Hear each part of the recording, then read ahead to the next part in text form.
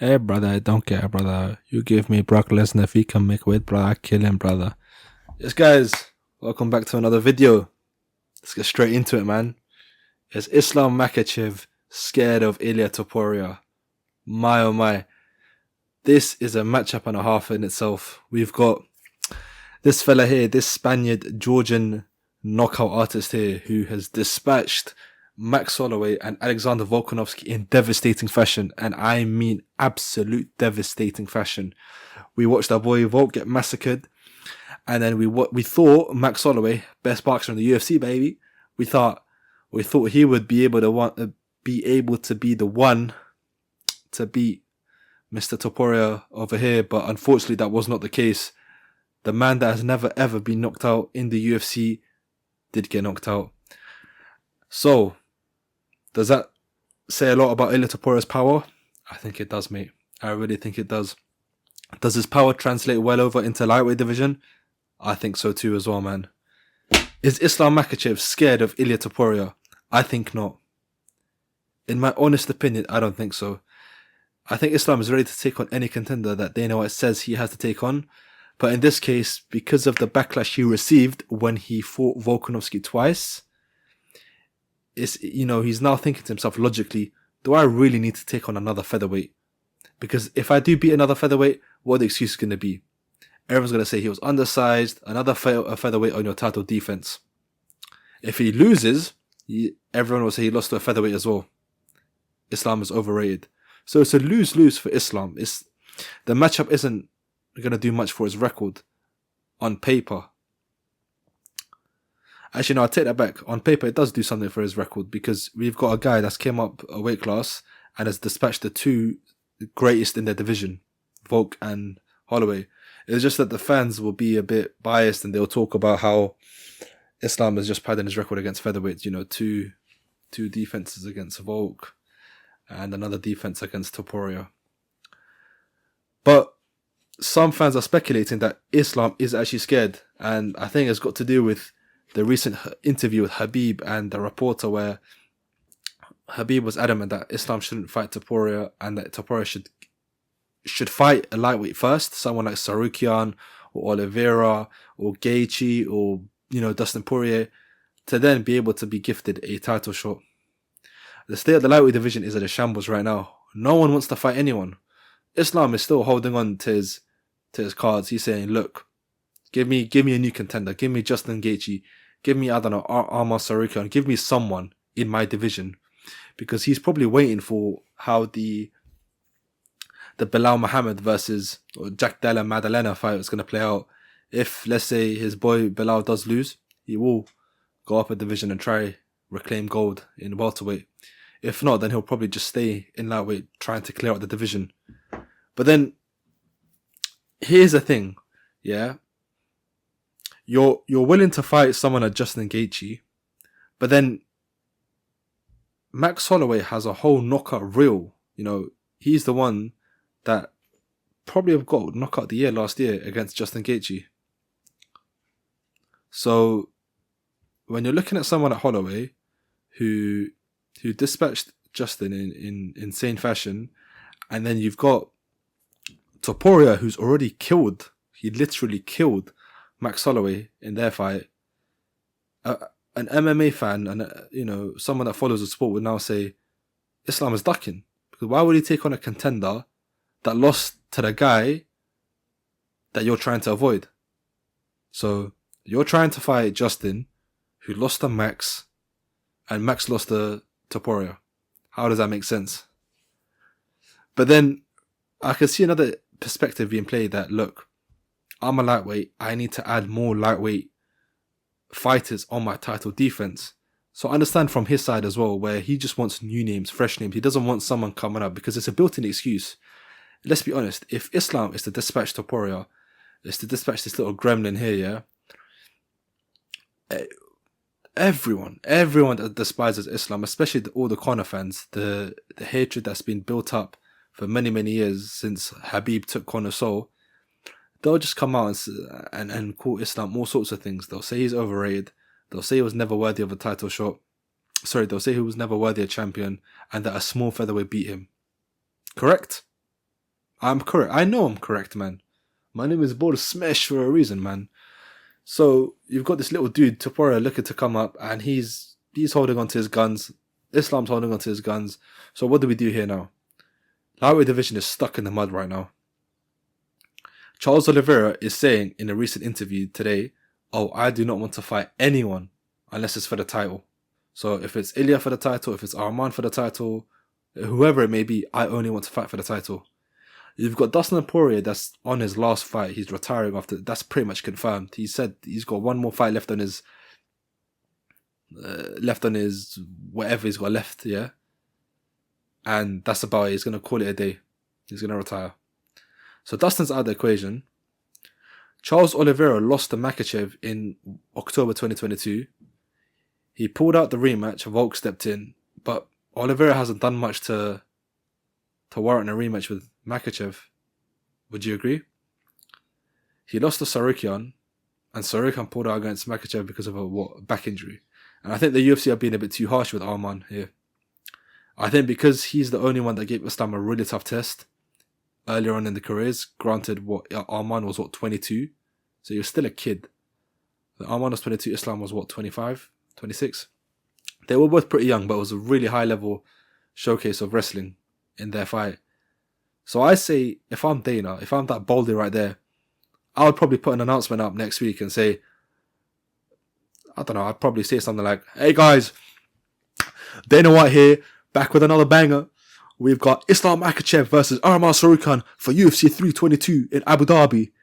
I'd probably come out with something like that, get the fans excited again. And then I'd probably put on the undercard Ilia Topuria versus another lightweight, whether that's Charles or Justin or God knows who else in the lightweight. You know what? I just thought of this right now. Since Topuria has moved up to lightweight, we can do Topuria. Look, I've cooked him, mate. Yeah, I need you to confirm that I have cooked, because this fight has just set itself up perfectly. The timeline we're in right now, it works so well. Paddy the Baddy Pimblett. We Scousers don't get knocked out, lad. We don't get knocked out.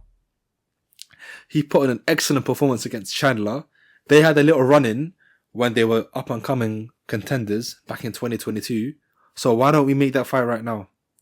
Ilia, in my opinion, needs one win in lightweight to then fight Islam for the belt. But I also wouldn't be mad if the UFC suddenly came out with an announcement saying these two are about to fight. I wouldn't be mad, but in my honest opinion, yeah, as the successor of Sean Shelby when it comes to matchmaking, I think this fella here, this gremlin right here, does not deserve to fight for the title straight away and needs to fight a contender first. And if I'm Dana White, if I'm that Baldy right there, yeah, I would probably push for the Paddy fight with Ilia Topuria. Why wouldn't you? You have Islam. Ilia's been on the sidelines for quite a while now. It's been 6 months. He hasn't, defended his belt. I mean, he's vacated his belt, so I can't really say defended. It's been 6 months without a fight. He's adamant about not fighting anyone else apart from Islam. So why don't we do Ilia versus Paddy? That would do numbers. There's already some sort of hatred right there. You've got I don't get knocked out, lad, versus who's Joe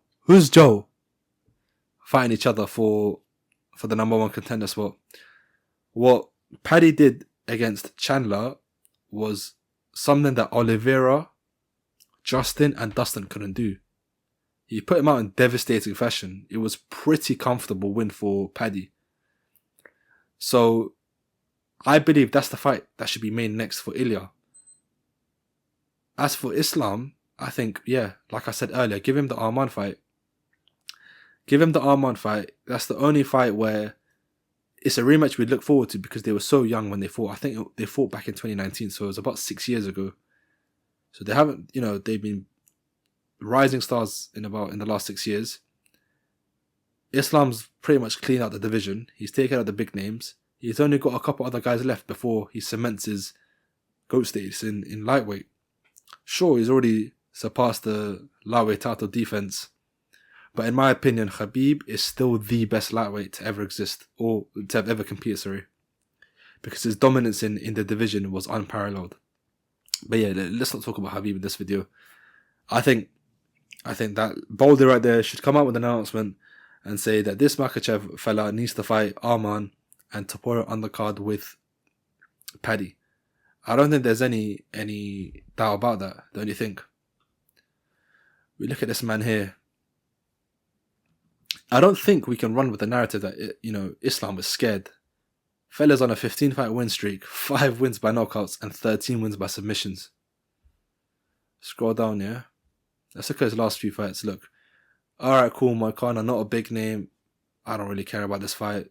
Round 1, made it look easy. Went in for the submission. Done. Done and dusted, moved on. Makhachev versus Poirier here. This fight was a bit closer than what fans anticipated, including me. But I'm still going to go with the fact that Islam was fighting a staph infection. He was probably on antibiotics and he's slowed down there. The same way Benoit Saint Denis slowed down against Dustin Poirier and eventually lost. Because he had a staph infection as well. Good fight nonetheless. Islam went for the finish and got it. Another fight here, Islam versus Volkanovski. We all know what happened there. Volkanovski lost in brutal fashion with a head kick landed by yours truly. Round 1 once again. Now this fight here, of course, it's a featherweight going up to lightweight.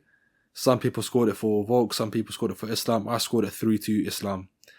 I think people are being biased by the Australian crowd and they let their emotions get the better of themselves. The Baldy, the Baldy done his job. He put in a solid performance, but it wasn't enough to beat Islam. Then you got another fight here. The man that everyone said would beat Khabib, or a lot of fans were speculating on MMA Twitter. Yeah, you've got this favela nonce here. Yeah, Charles the Bronx, Ilia Topuria. Piss off, mate. Yeah, I don't want to hear none of that Brazilian shit. Yeah, get that out of here, mate. You understand? You've got the guy that barely speaks English. Islam was mocking him for it, talking all this nonsense about how he's going to dispatch Islam and then he's never fought a grappler like him, and that people were speculating that this fella here, this chinny chin chin boy, would beat Khabib, and Islam made it look easy. Guy went for a flying knee. Islam hit him with what? It was a right hand. Guy went down. Charles thought no one would go onto the ground with him. Islam went down there, took him to deep waters, and got the arm triangle. Enough said. So you look at these recent wins here. Let's not talk about this. 1, 2, 3, 4. 4 elite fighters that Islam took out in devastating fashion. Apart from one decision here. But if we want to talk about his earlier fights as well, because he should have got the title shot earlier, let's be honest. He fought this dumb nonce that was speculating he might be on roids. Bobby Green, King Green. Which schmuck calls themselves king? Yeah, call yourself king when you're a champ, mate. Not when you're looking like that, when you've got some stupid beard. You got... What's that?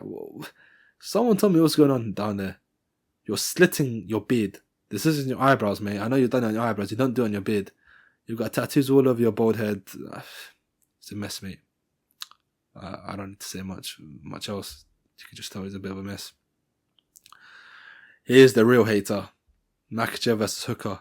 The man that really went on talking about how these Dagestanis are on steroids and they're taking the secret sauce, the secret juices, Paulo Costa says. Really salty. Round 1 submission. Done and dusted. Makhachev versus Moises. I honestly don't remember how this match played out. I forgot completely how this match played out. But look, round 4 submission. I remember I watched this fight live actually. Makhachev versus Doba.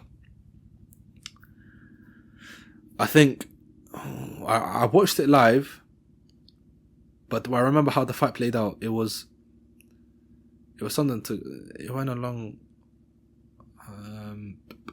How did it go again? It went something like, I think Doba had some massive calves and then he was being a bit resilient, and then Makhachev eventually got him to the ground and then got a submission, I think, yeah.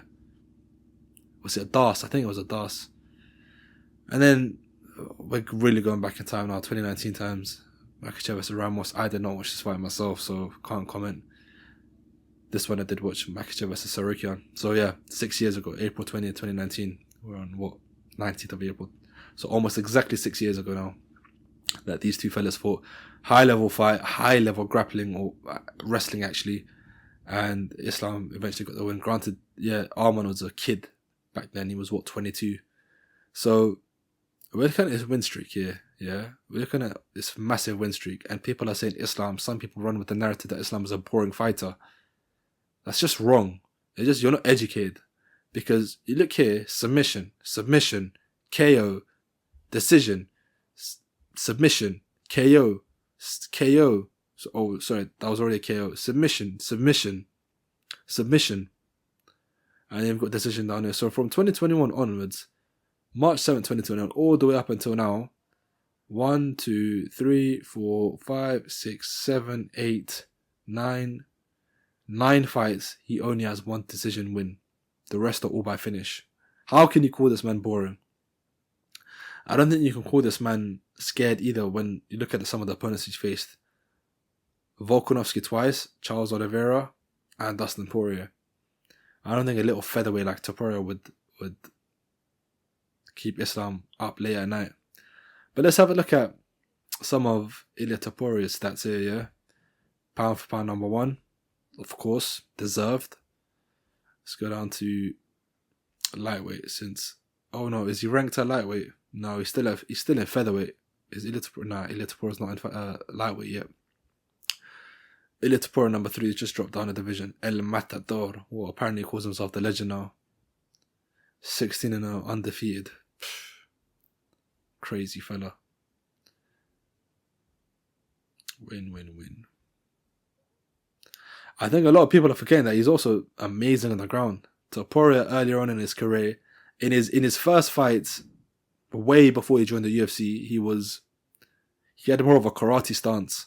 I watched the video today actually. He had more of a karate stance, and he actually looked just like how Conor McGregor would approach his fights.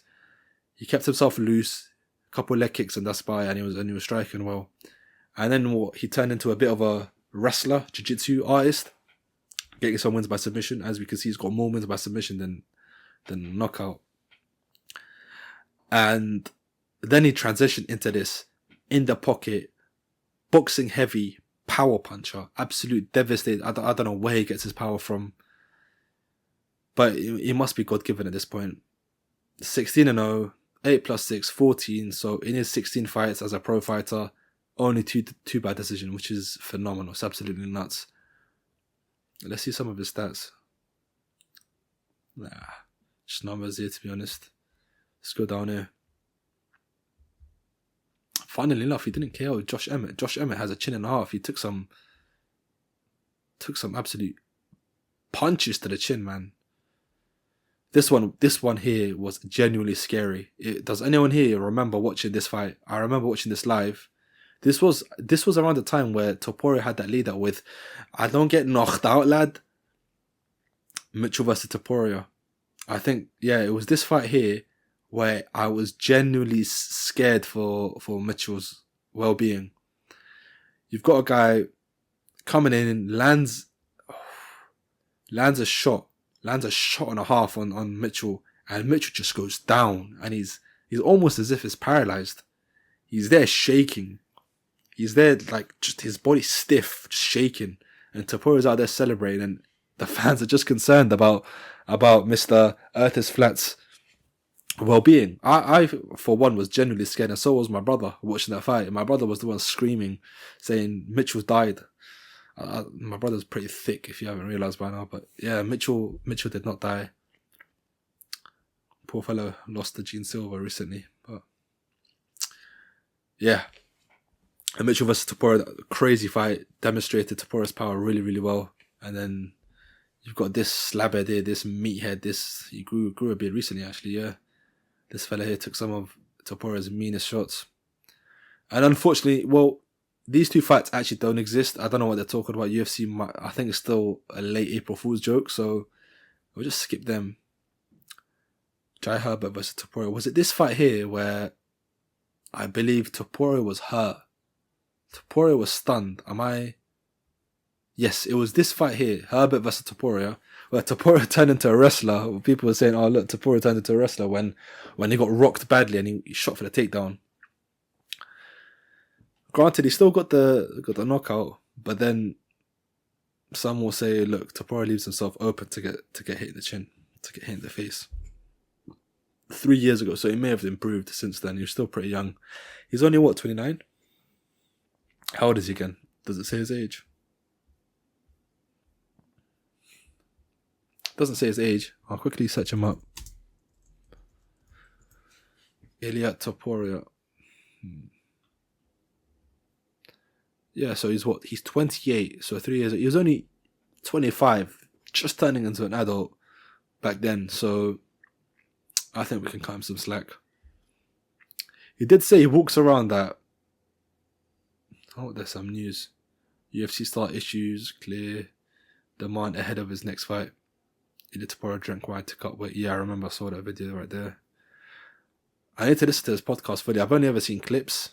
His podcast with Joe Rogan, but I need to listen to the whole thing and give you lots of my thoughts. But yeah, what else can be said about Topuria except his power? Is his jiu-jitsu? I don't think his ground game will be a factor with Islam. We've seen what Islam does to these high jiu-jitsu guys, aka Charles Oliveira.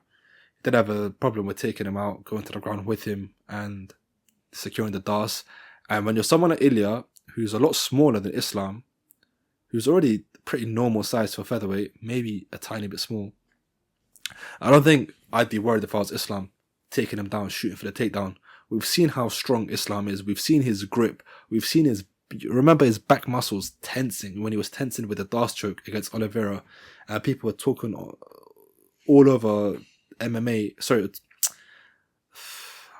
confused. They were going all over about it on Twitter, how Islam has insane muscles on his back where he has abs.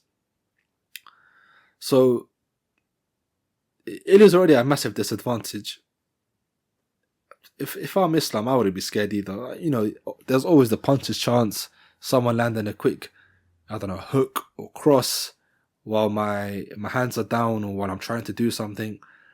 But honestly, with the caliber that Islam is at and the skill he's shown with his striking being phenomenal, yeah, it's almost in the elite category because of the threat of the takedown. I wouldn't be worried. As an Islam supporter, I would say Islam would probably win within 3 rounds. I don't think he needs the whole 25. 15 minutes and that's all he needs, honestly. I think maybe the first few minutes he'd be trying to figure out what Topuria is trying to do, land a couple shots, 1, 2, maybe feint the takedowns. Topuria would probably slow down because we did see against, when he did fight, I know this fight's fake, but when he did fight Holloway, in the 3rd round, he was slowing down. I need to watch this fight again, but I believe I scored the first 2 rounds for Holloway. Some argued first round to Topuria. I said first 2 rounds to Holloway. And he was starting to slow down. I was really, really happy with how Topuria was fighting, with how Holloway was fighting. But unfortunately, the man from Hawaii could not get it done. So we saw him slowing down in the 3rd round. Maybe that could be due to Max Holloway's pace and the pressure. But I will tell you right now for free that if you think this man has pressure, you've clearly not fought the pound for pound number 1. He's pound for pound number 1 for a reason. You've got Makhachev. Hello, housekeeping. You've got this man here who does what he wants against any of his opponents.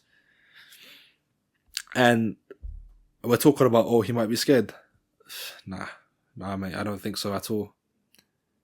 I've told you my thoughts. I told you how I think the fight will play out. 15 minutes in, Islam will get the sub. I don't think it will be ground and pound. I don't think Islam would be willing to trade too many shots with him, especially in the pocket. I think it will just be a thing where Islam will land a couple shots, move back, land a couple shots, maybe do a few leg kicks, and then he'll be circling around looking for the takedown. And once he's got the takedown, of course, we haven't seen Topuria's jiu-jitsu tested against high-level opponents, but I have no doubt Islam would take up the deep waters and submit him. And we've seen how Islam's cardio is at lightweight in a 5-round fight. I wouldn't be worried about him at all. Thank you guys for tuning in and listening to my thoughts. Once again, please comment down below what you think, whether you disagree or agree with any of my takes, and leave suggestions for what you'd like to see in the next video. Thanks guys, take care.